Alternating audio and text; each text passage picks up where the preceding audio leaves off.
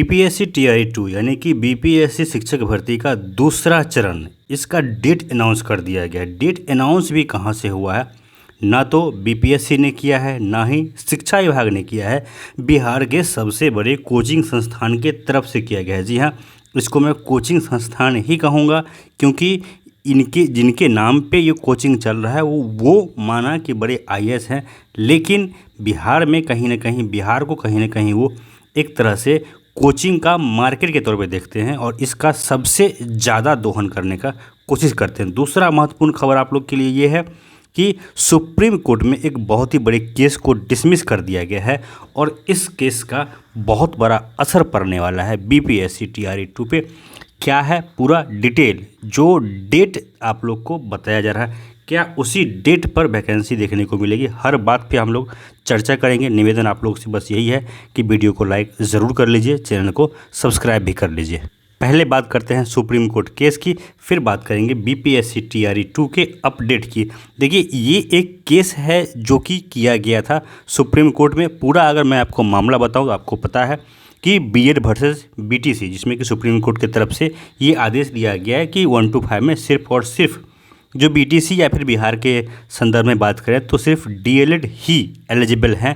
लेकिन इस केस को फिर से रिव्यू करने के लिए पिटीशन डाला गया था और विद इन सेम डे इसको डिस्पोज कर दिया गया है, यानी कि इसको एक्सेप्ट नहीं किया गया है। यह केस अब रिव्यू सुप्रीम कोर्ट नहीं करने वाली। और आप लोग को पता होगा कि कल ही जो एनसीटीई है, जो पूरी तरह से सोल बॉडी है, रिस्पॉन्सिबल बॉडी है इन चीज़ों को हैंडल करने के लिए पूरे देश में, उन्होंने भी पत्र जारी करके हर राज्य सरकार को ये कह दिया है कि हमारी मंशा साफ है, आप सुप्रीम कोर्ट के आदेश को लागू करवाइए। इसको लेकर के केंद्र सरकार कोई भी अध्यादेश लाने नहीं जा रही है।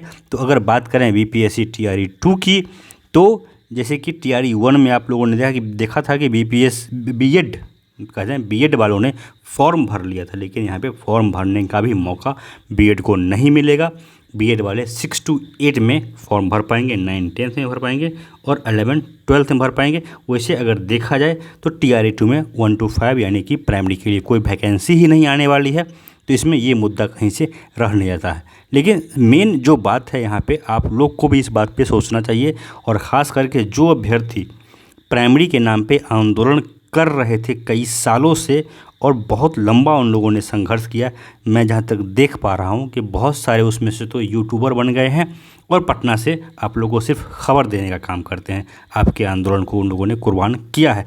लेकिन यहाँ पे एक बात है जिस पे खास करके प्राइमरी के अभ्यर्थियों को फोकस करना चाहिए, वो ये है कि आखिर इतनी सारी जो रिक्तियाँ थी, अगर बात करें हम 6 to 8 में, तो बहुत सारी रिक्तियाँ थी, लेकिन लगभग आधी रिक्तियों पे ही बहाली क्यों निकाली गई है? जो बहाली निकाली गई है, अगर जो जेन्युइन सीट है 6 to 8 में, अगर पूरा का पूरा सीट अगर दे दिया जाए, तब जा कर के कहीं ना कहीं जो बीएड के अभ्यर्थी हैं उनके साथ सही से इंसाफ हो पाएगा। अगर देखा जाए तो 9 10th 11 12th में सब्जेक्ट वाइज अगर आप वैकेंसी खोजने जाएंगे तो आपको ऊँट के मुंह में जीरा ही नज़र आएगा, कहीं कुछ नहीं है। जो वैकेंसी मेनली है वो 6 to 8 में है, लेकिन 6 to 8 में भी पता नहीं क्यों सरकार ने इस वैकेंसी को इतना कम कर दिया है, जो कि संख्या और बड़ी हो सकती थी। शिक्षक भर्ती के नाम पे बिहार का सबसे बड़ा कोचिंग संस्थान जो कि चलता है बिहार के एक बड़े आईएएस के नाम पे, इनके द्वारा एक दावा किया गया है। और देखिए, एक ही न्यूज़ है जो यहीं से निकल के आया है और इसी को पूरे बिहार के यूट्यूबर्स कह लीजिए या फिर मीडिया कह लीजिए, प्रिंट मीडिया हो, इलेक्ट्रॉनिक मीडिया हो, सबों ने इसी एक सोर्स को देख करके चला दिया है। और इनके पीछे पीछे बिहार के जितने भी अदर कोचिंग वाले भी हैं, मैं किसी का नाम नहीं लूँगा, लेकिन जितने भी मैक्सिमम कोचिंग वाले हैं वो इसी खबर का इसी न्यूज़ का कह लीजिए, इसी कम्युनिटी पोस्ट का हवाला दे करके ये कह रहे हैं कि फ़लाने डेट को फॉर्म आ रहा है, फ़लाने डेट से फ़लाने डेट तक आपका फॉर्म भराएगा, फिर किसी एक डेट दे दिया गया है जिस पे आपका एग्जामिनेशन होगा। इसकी ऑथेंटिसिटी क्या है, इसकी वास्तविकता क्या है, इस पे अभी कुछ भी कहना संभव नहीं है।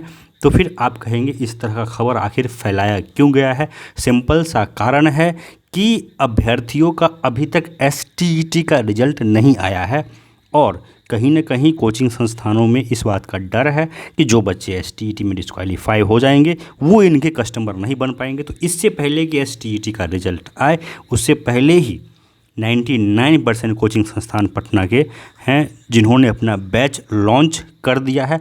ऑफ़र प्राइस चल रहा है 449,599,999, मतलब अजीब तरह का फिगर है जिस पे कि कोर्स बेचा जा रहा है। और ये लोग ये नहीं चाहते हैं कि एक बच्चा को भी हम छोड़ें, वो भले STET क्वालिफाई करें डिसक्वालीफाई करें, उससे पहले ही एक कोर्स उनको चिपका दिया जाए। हो सकता है यह न्यूज़ सही हो सकता है इसी डेट पे आपको नोटिफिकेशन देखने को मिले, हो सकता है इसी डेट पे आपको फॉर्म भरने को भी मिले, और इस बात की भी संभावना है कि इसी डेट पे आपका एग्जामिनेशन हो जाए। लेकिन कहीं ना कहीं इसका जो आर्थिक दोहन कह लीजिए, इससे जो आर्थिक लाभ उठाने का पूरी तरह से कोशिश किया जा रहा है। आप लोगों ने देखा कि जो BPSC TRE 1 हुआ उसमें जितने भी बड़े बड़े सो कॉल्ड कोचिंग संस्थान थे उनके द्वारा पढ़ाया गया कंटेंट, उनके द्वारा दिया गया टेस्ट, उनके द्वारा दिया गया नोट्स का क्या हाल रहा। मतलब कि मोटी मोटी 5-5 किताब पढ़ने के बाद भी 5 क्वेश्चन सही से उसमें एग्ज़ाम में नहीं टकराया, और इसका खींच आप लोगों ने देखा कि अभ्यर्थियों के ऊपर कितना ज़्यादा था। पढ़ाया जो गया वो कहीं से भी रिलेवेंट था ही नहीं। अगर मैं सब विषय का तो डिटेल नहीं दे पाऊँगा, लेकिन अगर मैं आपको कंप्यूटर साइंस BPSC का जो हुआ है अभी 11-12 के, उसका अगर मैं आपको डिटेल्ड अगर बताऊँ पूरे इंडिया के कोचिंग्स का, तो जितने भी कोचिंग संस्थान थे, भले वो पटना के हो या फिर पूरे इंडिया के हो, सबों ने पेपर 2 के लिए पॉलिटी पढ़ाया, पेपर 2 के लिए रीजनिंग पढ़ाया। आपको अगर लगता है कि मैं गलत बोल रहा हूँ तो आप जिन्होंने एग्ज़ाम दिया जाके पूछिए, और जिन्होंने किसी भी बड़े सो कॉल्ड बड़े कोचिंग संस्थान का अगर कोर्स खरीदा होगा पूछिएगा। और मैं शुरू से ये बात कह रहा था अपने चैनल से कि पॉलिटी आपके सिलेबस में नहीं है, टाइम वेस्ट आप नहीं कीजिए, हिंदी के पीछे आप टाइम वेस्ट नहीं कीजिए।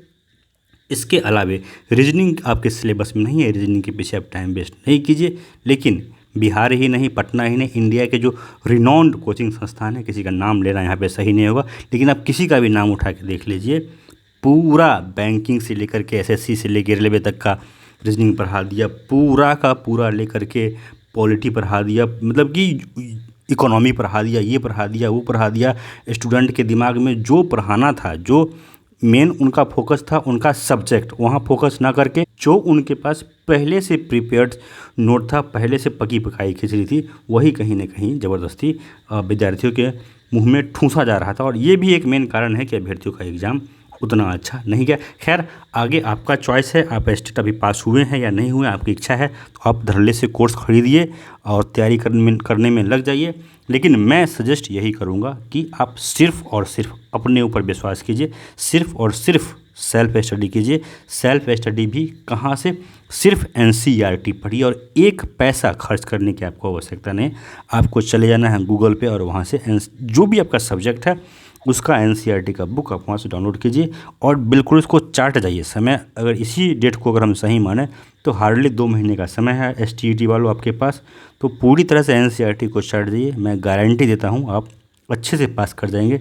बाज़ार में भटकते रह जाएंगे, लोग आपको एक तरह से कहिए तो रिसोर्स के तौर पे यूज़ करेंगे। 200, 400, 600, 800, 1000 में आपको कोर्स चिपकाते रहेंगे। आपका भला नहीं होने वाला है, भला तभी होगा जब आप सेल्फ स्टडी करेंगे। दोस्तों मैं जो बातें कह रहा हूँ आपका क्या विचार है कमेंट ज़रूर कीजिएगा। वीडियो पसंद आए, अगर आपको लगता है कि मैं जो बातें कह रहा हूँ ये अभ्यर्थियों के हक की बातें हैं तो वीडियो को शेयर ज़रूर कीजिएगा, चैनल को सब्सक्राइब कर लीजिएगा। धन्यवाद।